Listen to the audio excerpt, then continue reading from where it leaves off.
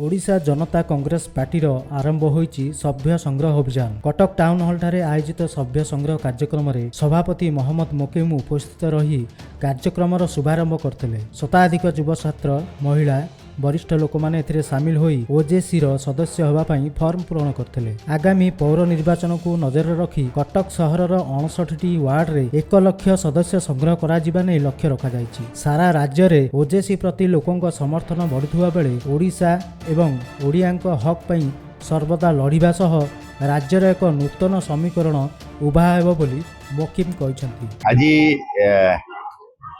कटक नगर जिल्ला रे ओडिशा जनता कांग्रेस तरफ सदस्यता संग्रह अभियान आरंभ होईछि एवं आमे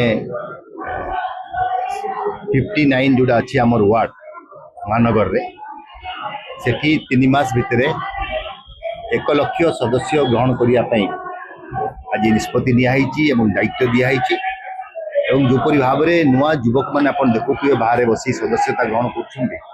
प्रत्येक दिन भुवनेश्वर ओजेसी हेड ऑफिस रे एवं विभिन्न जिल्ला रे लोकंग भितर आग्रह प्रकाश पाई खास कर युवकों मन रे युवती मन रे जे आमे नुआ दल योगदान करिवु एवं अन्य दल रु मध्य लोक माने आसी योगदान करूछंती।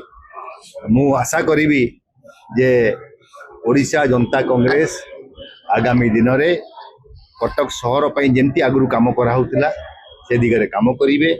कटक शहर मौलिक समस्या को नहीं राजरास्ता गलेबे एवं सदस्यता संग्रह कला परे आगामी महानगर निगम निर्वाचन रे किपरि भाव में जययुक्त हेबे तार मध्य कार्यक्रम आरंभ होबो एवं आमे से दिगरे मध्य निष्पत्ति नैचु एवं कार्य आरंभ करू। कटकरू सत्यदीप करंग रिपोर्ट NTV।